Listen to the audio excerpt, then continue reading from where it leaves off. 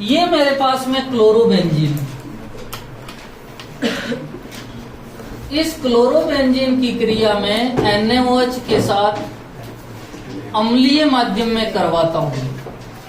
NaOH के साथ कौन से माध्यम में? अम्लीय। और ये नाभिक स्नेही प्रतिस्थापन रिएक्शन है।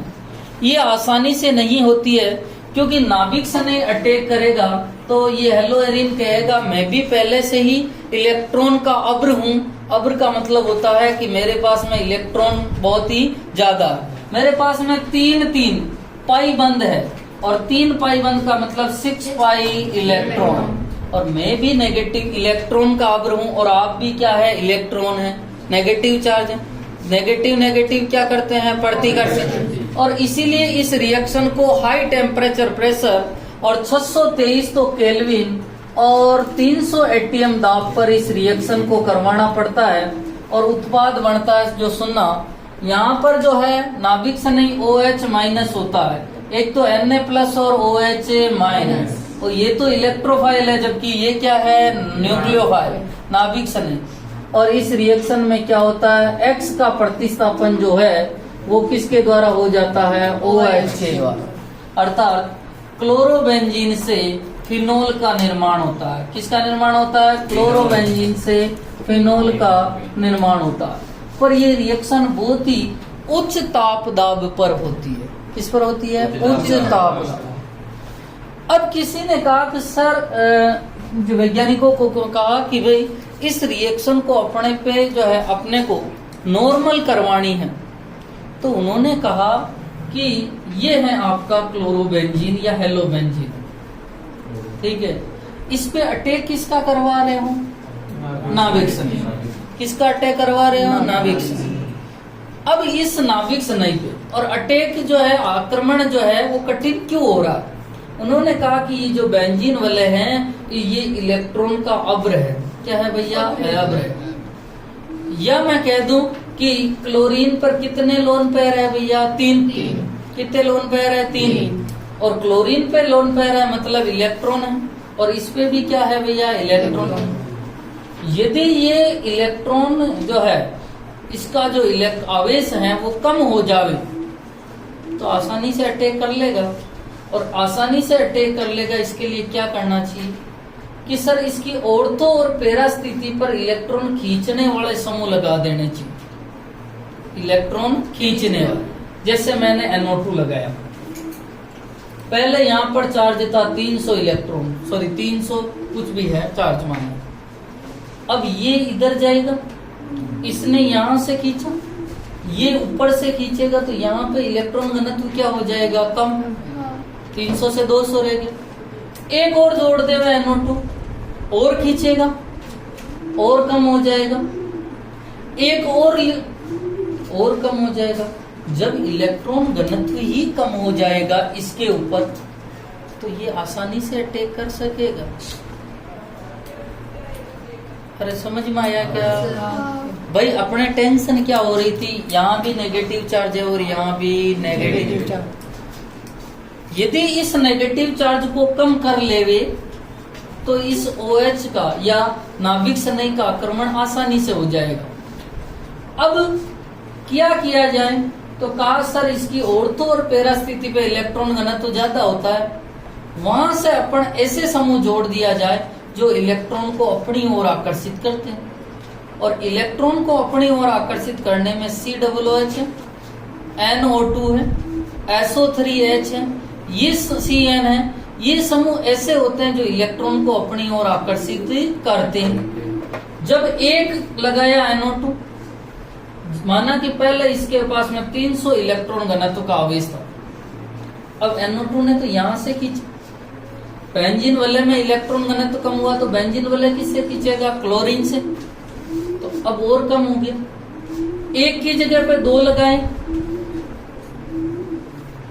तो और इलेक्ट्रॉन घनत्व कम होगा, और 3 लगा देवे तो और कम हो जाएगा। और जब इसके पास में इलेक्ट्रॉन घनत्व ही कम हो जाएगा तो नाभिक स्नेही का आक्रमण क्या हो जाएगा? आसान। पहले ये भी नेगेटिव था और ये भी नेगेटिव था तो इलेक्ट्रॉन घनत्व ज्यादा था। अब यहाँ पर इलेक्ट्रॉन घनत्व ही नहीं रहा तो नाभिक स्नेही आसानी से क्या कर लेगा? आक्रमण। समझ में आया क्या थोड़ा बहुत? अरे बोलो, बहुत कम आया? ठीक है ना, पहले ये उतारो, फिर मैं एक बार लिखवाता हूँ उसको। 1 मिनट, हाँ लिखो। हाँ 1 मिनट, इसमें हेडिंग डालना, हाइड्रोक्सिल समूह के प्रति, हाइड्रोक्सिल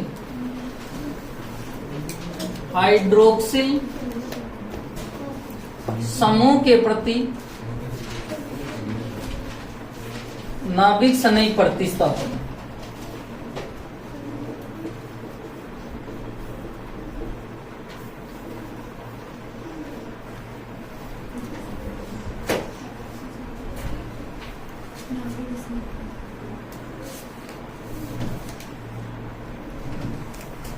मतलब हाइड्रोक्सिल कहते हैं OH समूह को, और आक्रमणकारी होगा OH माइनस, और इस OH माइनस हेलोजन का प्रतिस्थापन कर लेगा।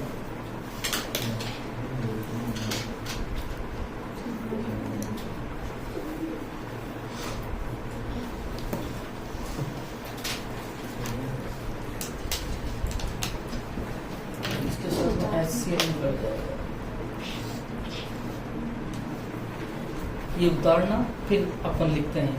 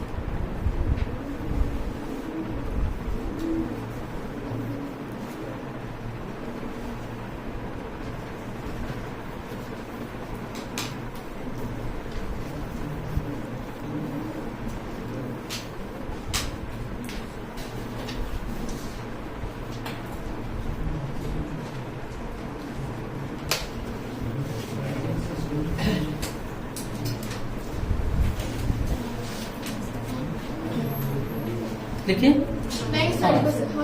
इसके नीचे लिखो, यदि हेलोबेंजीन के, लिखना, यदि हेलोबेंजीन के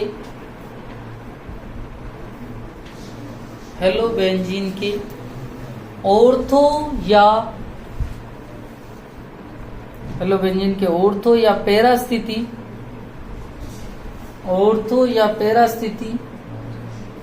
या दोनों स्थितियों पर इलेक्ट्रॉन आकर्षी समूह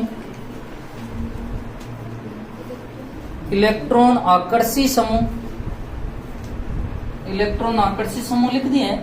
क्वेश्चन में लिखना NO2 SO3H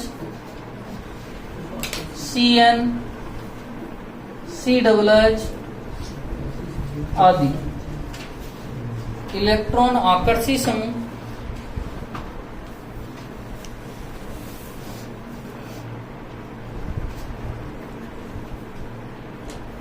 ये लिखना।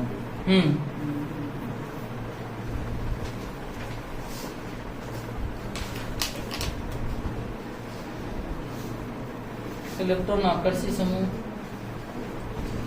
आदि उपस्थित हो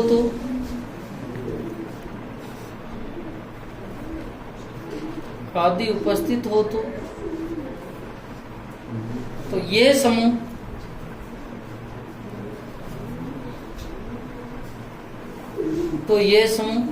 बेंजीन वलय से तथा ये समूह बेंजीन वलय पर उपस्थित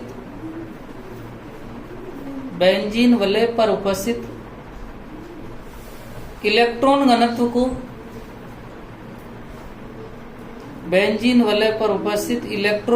को अपनी ओर खींच लेते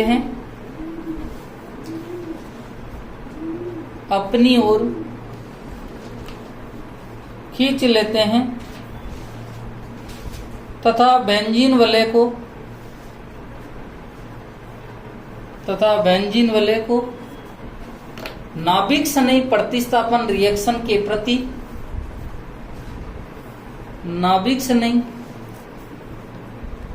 प्रतिस्थापन रिएक्शन के प्रति लेते हैं के बाद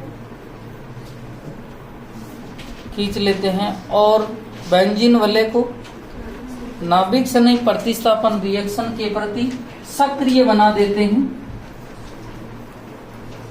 सक्रिय बना देते हैं, जिससे रिएक्शन मंद परिस्थितियों में हो जाती है, जिससे रिएक्शन मंद परिस्थितियों में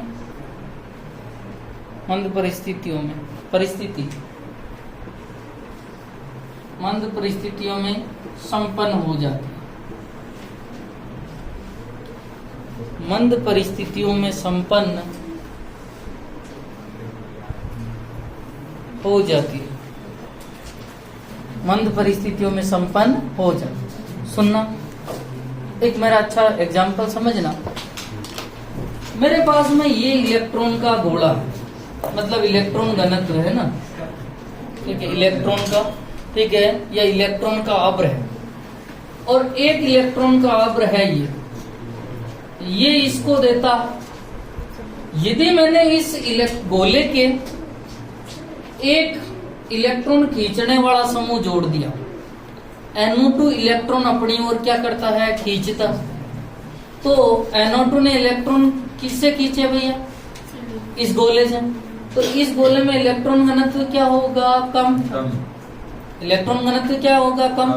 अब ये अपनी पूर्ति कहां से करेगा, ऊपर से, ये इसको कहेगा भाई साहब इलेक्ट्रॉन चाहिए। कुल मिला के इसका प्रभाव यहां जा रहा है, मैं कह रहा हूं यहां पर इलेक्ट्रॉन घनत्व कम हो रहा है, सही बात है। मैंने एक और NO2 जोड़ दिया, इसने भी यहां इलेक्ट्रॉन घनत्व कम की, इसने इसको कहा और इलेक्ट्रॉन की कमी है, और इलेक्ट्रॉन घनत्व कम हो गया। एक और जोड़ दिया, तो इसने यहां से खींचे और यहां इलेक्ट्रॉन घनत्व कम हो गई, इसने सिग्नल इसको दिया, और यहां पर इलेक्ट्रॉन घनत्व क्या हो गया, कम, और इस पे अभी इलेक्ट्रॉन घनत्व बहुत ही कम है। अब अपने आने वाला समूह है Nu माइनस, और Nu माइनस इस पर आसानी से अटैक कर लेगा, क्योंकि वहां पर इलेक्ट्रॉन घनत्व बहुत ही क्या है, कम। जितने ज्यादा समूह जोड़ोगे आप, उतना यहाँ पर इलेक्ट्रॉन घनत्व कम होगा, और ये अपनी आवश्यकता की पूर्ति किससे करेगा, X से, और मैं कह दूं कुल मिला के डायरेक्टली X पर उतना ही अधिक इलेक्ट्रॉन घनत्व क्या हो जाएगा, कम। सही बात है, और इसीलिए नाभिक से आसानी से अटैक कर देगा। यदि मैं इस पे ये खींचने वाले समूह नहीं जोड़ता, तो इस X पर वैसा का वैसा ही इलेक्ट्रॉन घनत्व रहता, इस पे भी इलेक्ट्रॉन घनत्व का मतलब है नेगेटिव चार्ज है, और इस पे भी कौन सा चार्ज है, नेगेटिव। तो ये दोनों क्या करते, प्रतिकर्षण, और इस प्रतिकर्षण को कम करने के लिए या रिएक्शन को संपन्न करने के लिए अपने को हाई टेम्परेचर प्रेशर देना पड़ रहा था। पर जब अपन ने खींचने वाले समूह लगा दिए, तो X पे इलेक्ट्रॉन घनत्व कम हो गया, और कम हो गया तो रिएक्शन जो है वो मंद परिस्थितियों में, मतलब हाई टेम्परेचर प्रेशर की आवश्यकता नहीं।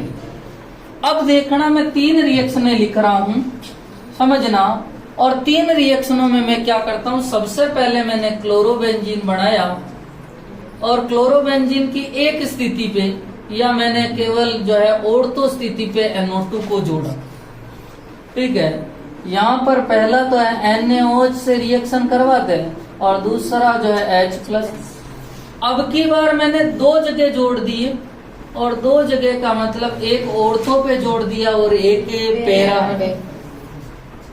ठीक है। और नेक्स्ट जो कंडीशन आती है, उस कंडीशन में मैंने क्या किया कि अब की बार मैंने 3 जगह जोड़ूंगा, ठीक है, 3 जगह जोड़ना चाह रहा हूं।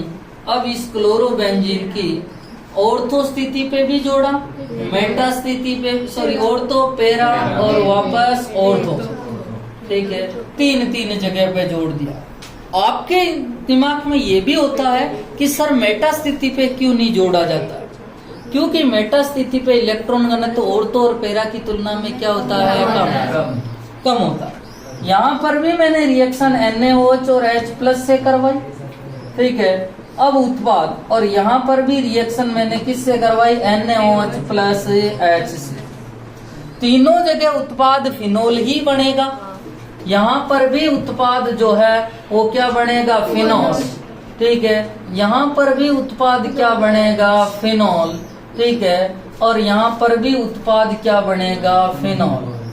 तो सर डिफरेंस क्या है? अब डिफरेंस देखना, इनमें डिफरेंस जो है वो टेम्परेचर का है।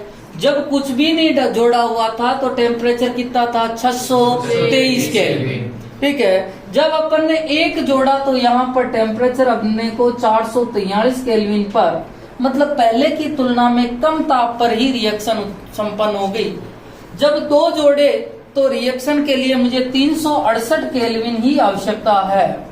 और जब अपन बात करते हैं, जब इसकी तीनों स्थितियों पर इलेक्ट्रॉन आकर्षी समूह अर्थात इलेक्ट्रॉन खींचने वाले समूह जोड़ दिए जाए तो ये रिएक्शन जो है वो रूम टेम्परेचर पर ही संपन्न हो जाती है।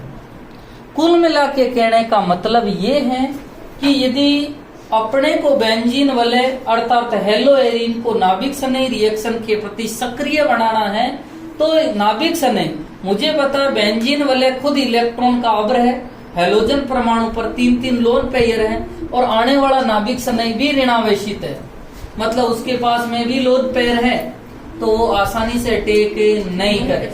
और इसके लिए मुझे यदि अटैक करवाना है तो एक में कमी चाहिए, और कमी के लिए मैंने इलेक्ट्रॉन खींचने वाले समूह जोड़ दिए। अब लिखो, अब तो थोड़ा बहुत समझ में आया ना।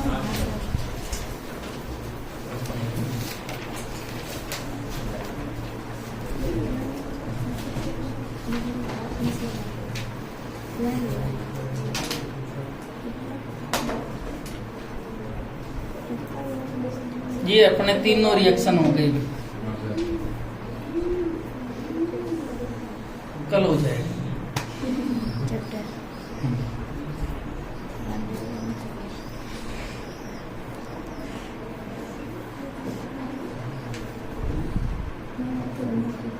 मेन जो है यहाँ पर क्या है, टेम्परेचर।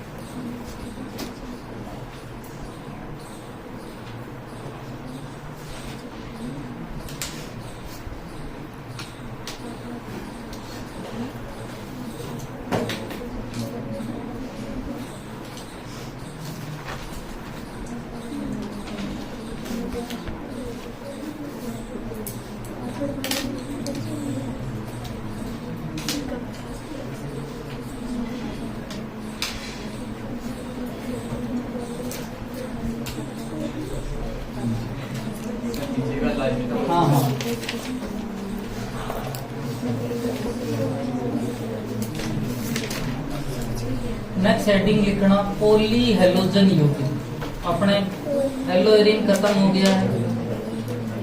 हेडिंग लिखो पॉली हेलोजन यौगिक।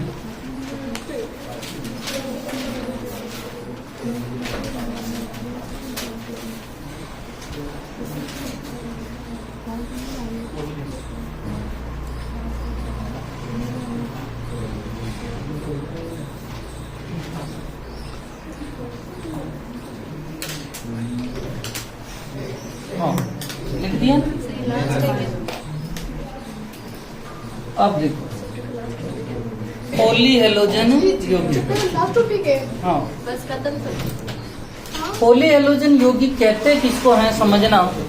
पॉली का मतलब होता है बहुत सारे। पॉली का मतलब क्या होता है? बहुत सारे। ठीक है। हेलोजन का मतलब हेलोजन। तो सुनना, ऐसे यौगिक जिनमें एक से अधिक हेलोजन परमाणु उपस्थित होते हैं उन्हें पॉली हेलोजन यौगिक कहा जाता है। तो लिखो पॉली का मतलब क्या होता है? बहुत सारे। हेलोजन का मतलब एक्स। तो ऐसे यौगिक जिनमें एक से अधिक हेलोजन परमाणु उपस्थित होते हैं उन्हें क्या कहा जाता है? पॉली हेलोजन यौगिक। अब देखो एक मिनट, जैसे मेरे पास में CH3 है। क्या है भैया? CH। इसमें कितने हेलोजन है? 3। अरे भाई आयोडीन 3 है। जैसे CH3 इसमें 3 है। जैसे CHX2 2। तो क्या ये पॉली हेलोजन यौगिक है? हाँ सर। क्योंकि इनमें एक से ज्यादा और एक से ज्यादा आते ही वो क्या बन जाते हैं? Poly hello. तो लिखो ऐसे यौगिक जिनमें एक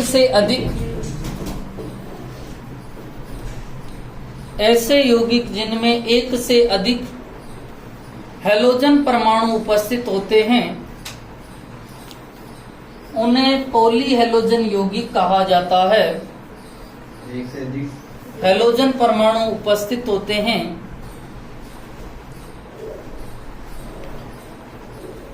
उन्हें पॉली हेलोजन यौगिक कहा जाता है। उन्हें पॉली हेलोजन यौगिक कहा जाता है। पहला जो इसका उदाहरण अपन इसमें लगभग 6 एग्जाम्पल पढ़ेंगे। उसका पहला जो उदाहरण है वो CH2Cl2।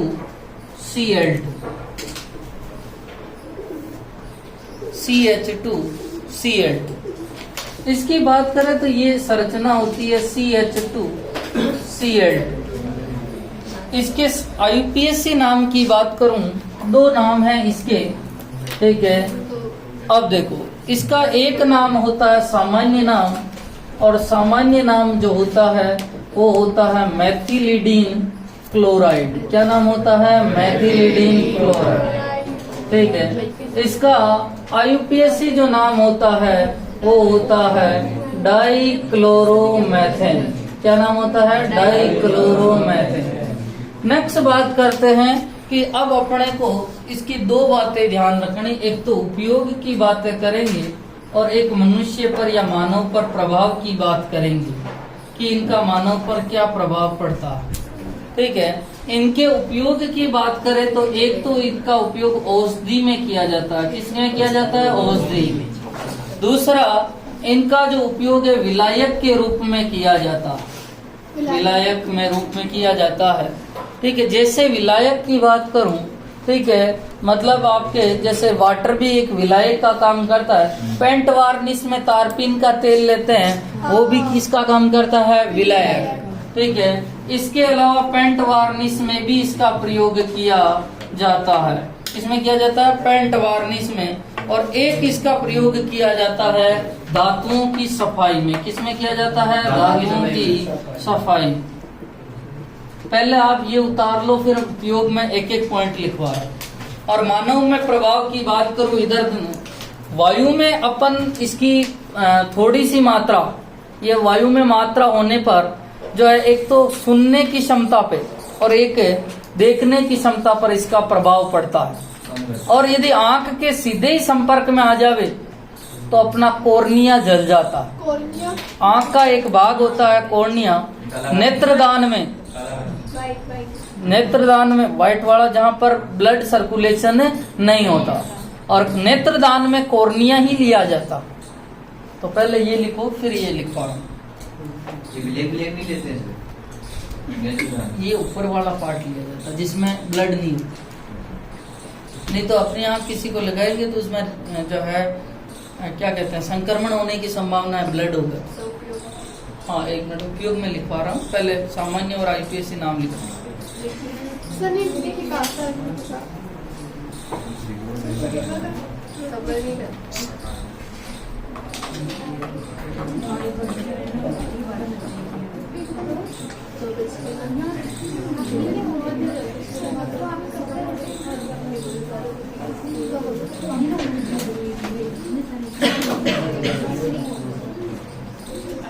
लेकिन उपयोग में लिखना पहला। नीचे का भी उपयोग लिख लूं? उपयोग में एक एक पॉइंट लिखवा रहा हूँ।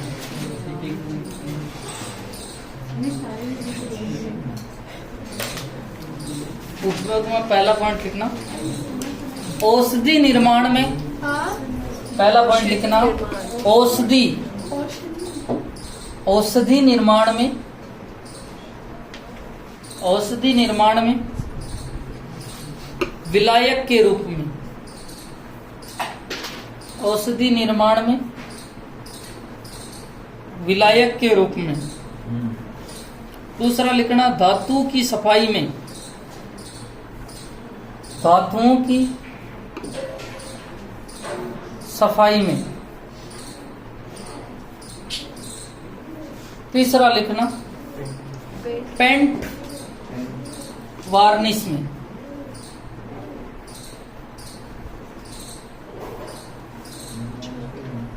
पेंट वार्निश में, पेंट वार्निश में। और नेक्स्ट चौथा लिखना विलायक के रूप में,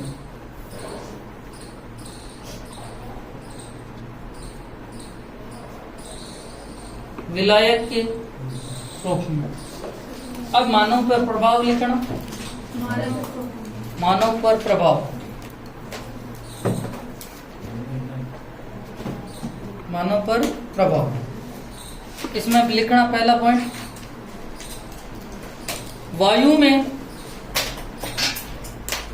में CH2Cl2 की,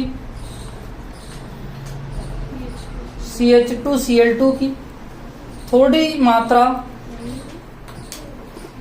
वायु में CH2Cl2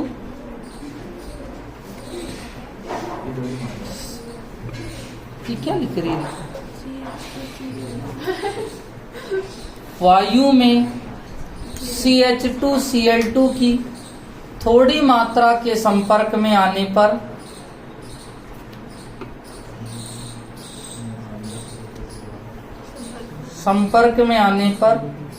सुनने व देखने की क्षमता में, सुनने व देखने की क्षमता में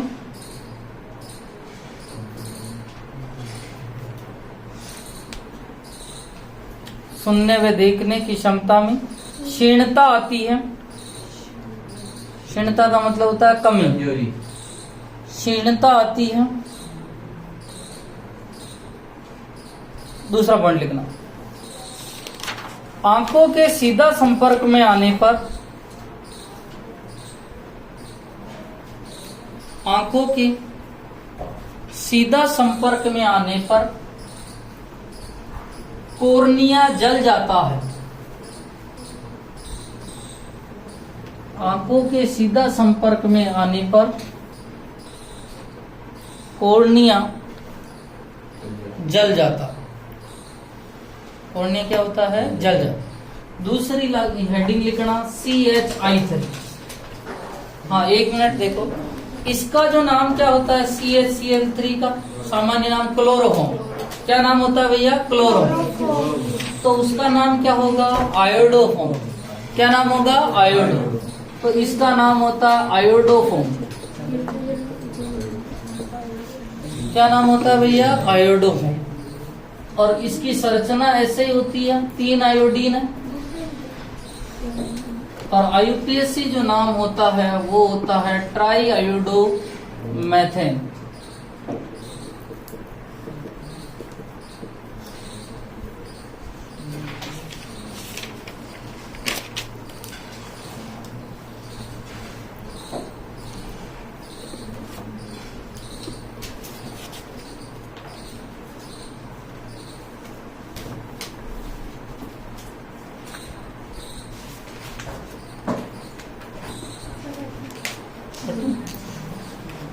ट्राई आयोडोमेथेन।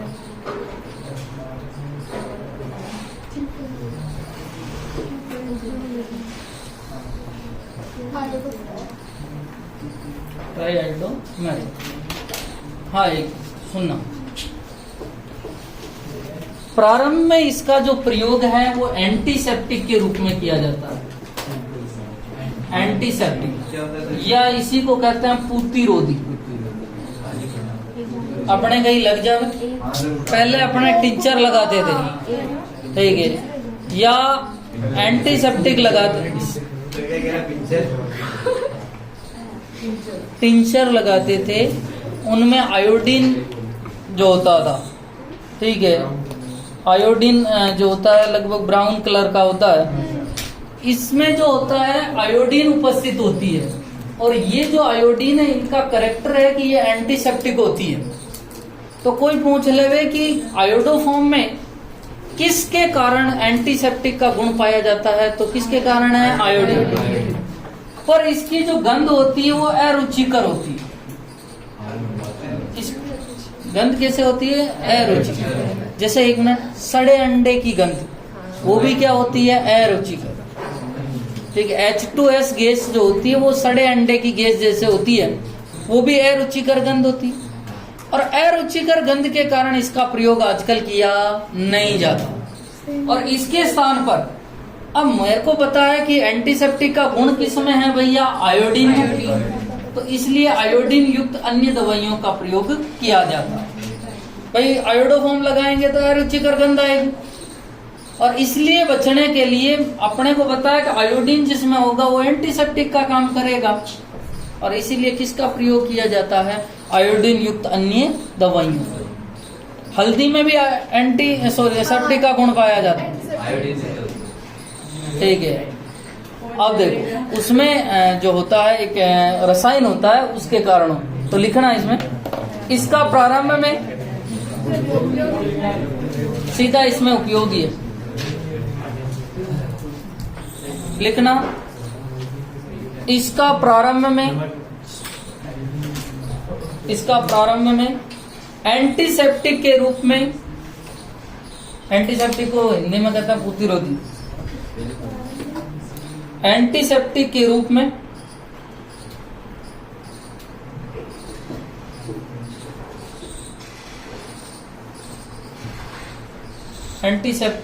में प्रयोग किया जाता था।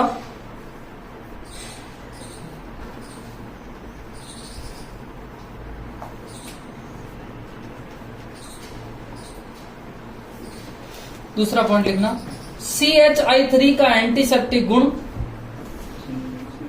CHI3 का एंटीसेप्टिक गुण, CHI3 का एंटीसेप्टिक गुण मुक्त आयोडीन के कारण होता था। मुक्त आयोडीन के कारण होता था, मुक्त आयोडीन के कारण। नेक्स्ट पॉइंट लिखो, इसकी अरुचिकर गंध के कारण, इसकी अरुचिकर गंध के कारण, अरुचिकर गंध के कारण इसका प्रयोग नहीं किया, आजकल नहीं किया जाता है। इसका प्रयोग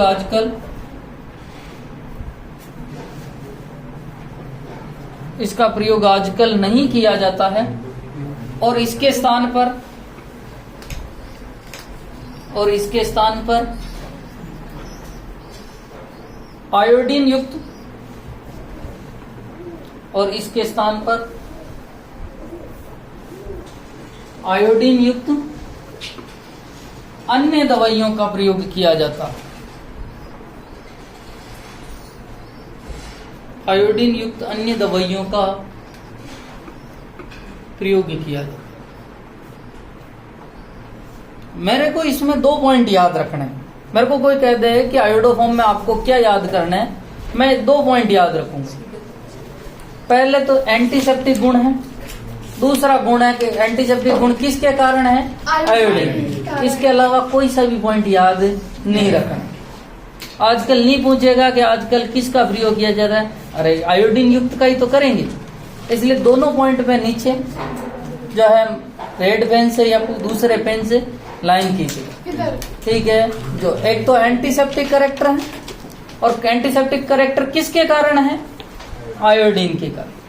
भाई क्वेश्चन यही तो बन सकता है, ठीक है। तीसरा अपन ले रहे हैं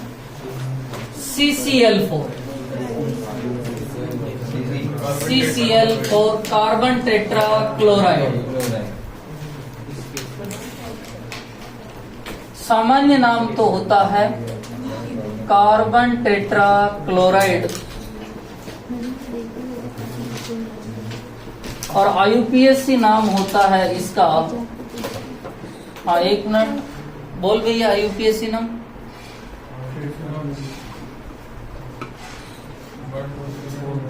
हाँ टेट्रा क्लोरोमेथेन। 1 2 3 4 लगाने की भी जरूरत नहीं है। टेट्रा क्लोरोमेथेन उपयोग की बात कर रहा हूं, देखना इधर सुनना।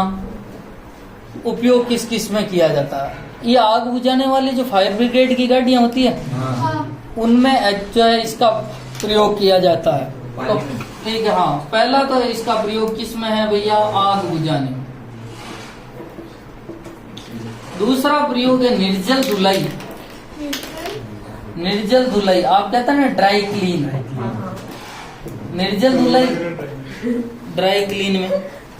और तीसरा प्रयोग जो किया जाता है वो आगे आएगी, कल एक गैस आएगी जो अपना फ्रिज में होती है, फ्रीओन, और सैलिसिलिक अम्ल के निर्माण में कल पढ़ेंगे अपने सैलिसिलिक अम्ल के निर्माण। फ्रिज में आती है सर, फ्रिज में काम सर वो खत्म नहीं होती है, होती ना।